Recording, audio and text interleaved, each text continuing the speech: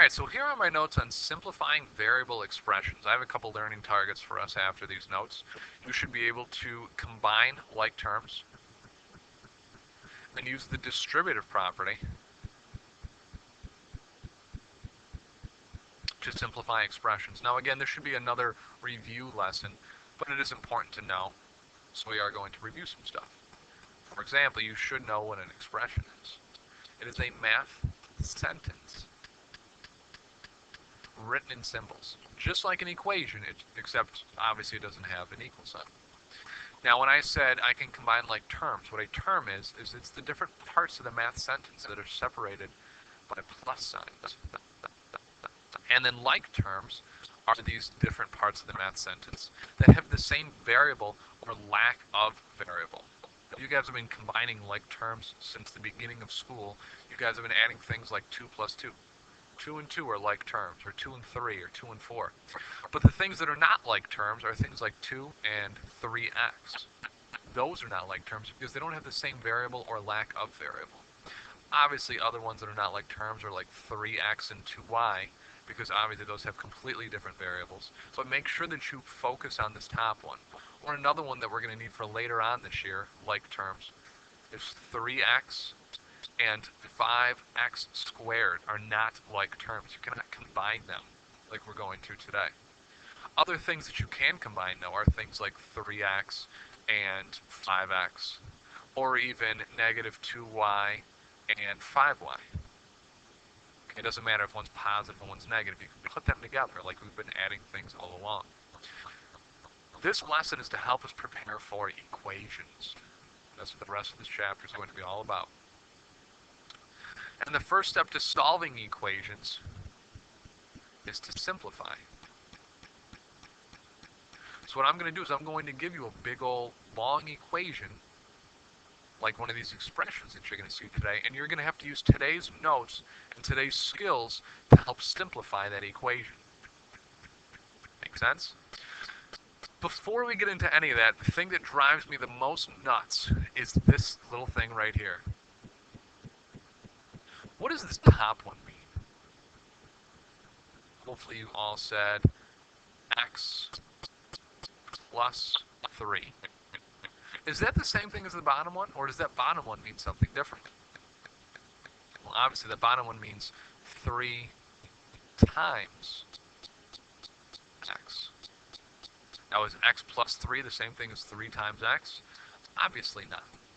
And a lot of people think that if you have x plus 3, that you can put them together and make 3x. That's not the case. They are two completely different things. So whenever you see x plus 3, do not think that you can put them together. You just say, no, they're not like terms. All right? So now here I start to say we do not need parentheses to separate the 3 and the x because it is known that they are different numbers. So whenever you see two things next to each other and there is no sign separating them, it is multiplication. So now on the next page, let's start doing some simplifying. Now my tip to you when you see something big like this is to draw lines down. I don't think you've ever done this before. And we do that before all of the signs. And the reason I do that is because the only way that you're going to mess this up, I think, other than just not adding correctly, is missing or forgetting negative signs. And now that I do this, I'm pretty sure that that's a negative 3, and that's a negative 2x. I'll even take off points on a test or quiz if I don't see you doing this. I do this to help organize or separate. So that being said, is there anything here that I can put together? Is there anything here that is the same exact variable or lack of? Well, obviously, the 5 and the negative 3 do. So when I put those two together, I get 2. And the same thing with these x's. When I put this negative 2x with this positive x, I end up getting negative 1x, or just negative x. Because these two are no longer like terms, I cannot put them together, and there's my final answer. It is much different than solving an equation and getting something like x is equal to 2. This just says 2 minus x, and that's it. Now, like I said, we're going to use that in the future to help us solve equations, because I will give you something in the future, not right now, like this, and you'll have to solve this equation. So you'll do what we just did and then put equals 10. But that's not yet. This lesson is just about this simplification step. So let's do another one just like that. We're going to draw the lines down to separate again. Remember, they are before the signs, not after, because then you'll chop off the signs. And when I do this, I see that I have two different sets of m's. So when I put them together, how many m's do I have? Well, obviously it's 2. So those 2 m's, I can cross these out to help organize, and now I have 8 minus 7, which is just 1. So now that you've had some practice doing that, would you please pause the video, try these two yourselves, and then unpause it when you get a chance. All right, hopefully that was enough time for you to pause it. Let's take a look at this first one. I'm going to draw my lines down, and I can combine this 4y and this 3y, and I end up getting 7y minus 6. Okay. The next one, draw these lines down again. I see this 9 has a negative 5 to go with, so I again end up getting 4. And then 1w minus 8w, you obviously have more negatives than you do positives. It's going to be negative 7w. All right? So the next thing I'd like to review for you, and yes, it is review, is the distributive property. We distribute in order to get rid of parentheses. That's how we're going to clean this up. We're going to get rid of the parentheses. So let's take a look at an example with and without the property. So if I had something that looked like this, 2 times 3 plus 4. Last chapter, we learned order of operations tells us to go 3 plus 4 first. So I end up getting 2 times 7. And 2 times 7 is just 14. Pretty basic and straightforward. Now there's another way I could do this problem. 2 times 3 plus 4. And instead of simplifying the stuff on the inside, I could go 2 times 3, which is 6, and 2 times positive 4, which is a positive 8. And 6 plus 8 is just 14, so I end up getting the same answer that I did over here. Now it looks like I did more work, and I think I did, but if I move on to the next page, so everyone flip with me, and I try to add the things inside of here, x plus 3, can I actually combine them? And hopefully you said no, because I said one of my biggest things from the beginning of these notes, one of my biggest pet peeves, is people making x plus 3 into 3x. It does not work like that. They are not like terms. So when you don't have like terms inside the parentheses, you need another tool to get rid of them. And that's why we even use the distributive property. So in this situation, the terms inside the parentheses cannot be combined because they are not like terms. So in this case, we need the distributive property to help us get rid of them. So let's practice that a couple times. So the first time I do this, I end up getting 2 times 5x, which is 10x. And same thing, 2 times 3, which is 6. One thing I can't stand is when people just do this right away. Oh, I'm going to draw these stupid lines, and have no idea what they're doing. Remember, it's 2 times 5x, do one at a time to get me 10x, and 2 times 3 to help me get 6. Now, obviously, I cannot put these together because one has an x and one has a 6, so this is simplified as much as possible. All right, same thing with example 4. This one looks a little bit different because the negative 4 or the single thing is in the back. So what you need to do here is just make sure that you give that negative 4 to both things. We typically like to go in order that these two are in, so I'm going to go negative 4 times m, which is negative 4m. And now negative 4 times 3, which is negative 12. And that's it again. So it's really that simple. It doesn't matter how many things are inside of these parentheses. There could be 4 things, or 5, or 100. All you need to do is take this one thing that is outside and give it to everything that is inside. So negative 3 times 4w is negative 12w's. Negative 3 times 5x is negative 15x. Negative 3 times 2y is negative 6y.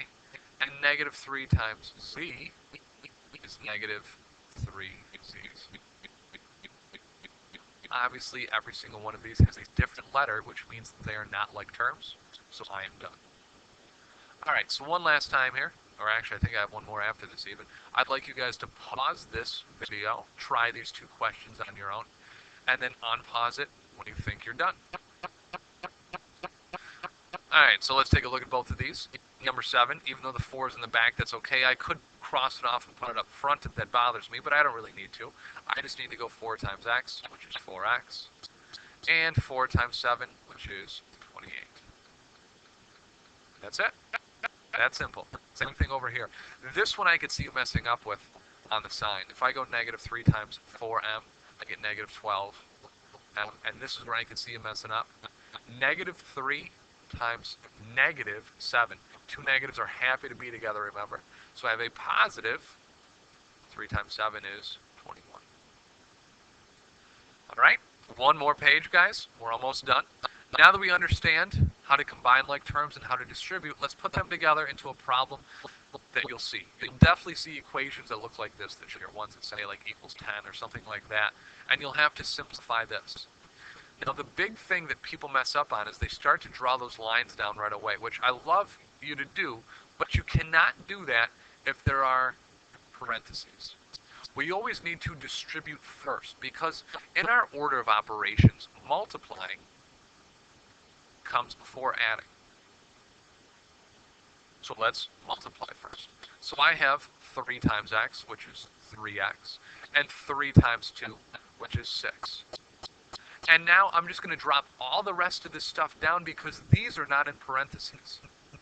If I really wanted to distribute to this negative x, it would have a parenthesis around it as well. So now I just drop down that negative x and that positive 9, and I draw those lines down like I've been begging you to, and combine like terms. My 3x can go along with my regular x, so I have 2x. And my 6 can go along with my 9, so I have 15. And that's it. One more, guys, and I'm done. Negative 5 times r is negative 5r. Negative 5 times 2 is negative 10. And remember, I do not go negative 5 times 3r because this is not in parentheses. So I just drop down that 3r. I combine my r's to get negative 2r's. I should draw these lines down. And then drop down that negative 10. And I'm done. All right, so one more time, for real this time. Try these two. Pause your video. When you're done, unpause, and let's see how we did. All right, so the first one, remember I have to get rid of these parentheses first. 4 times x is 4x, and 4 times negative 1 is negative 4. I'm going to just drop the rest of this stuff down, negative 2x minus 7. Draw my lines down to separate and organize all my terms. And I see that I have a couple different x's there, so 4x minus 2x is 2x. And negative 4 and negative 7, how many people got this one right? It is negative 11. All right? Remember, I can't do any more to this because that one's an x and that one's not. Last one, I have negative 6 times k is negative 6k. And negative 6 times 3, which is negative 18. Drop down this 5k. And now let's separate our terms. I do have 2 different sets of k's here, and I do have more negatives, so negative 1k or just negative k.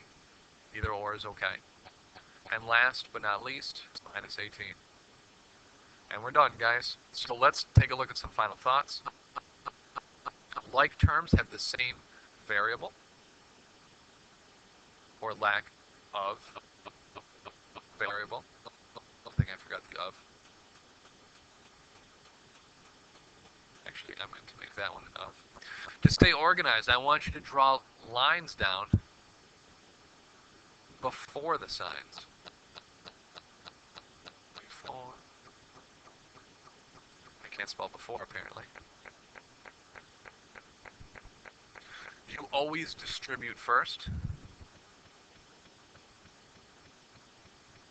And when distributing, you multiply what is outside by everything inside. And that's it, guys. Thanks for watching.